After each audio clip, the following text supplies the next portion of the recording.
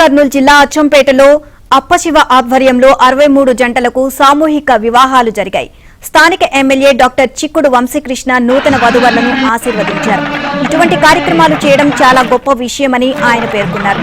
వివాహాలు జరిపించడంతో ఇంటి సామాన్లు కూడా ఇవ్వడం సంతోషంగా ఉంది అని, దాంతోపాటు వధువరులు కూడా ఆనందాన్ని వ్యక్తం చేశారు.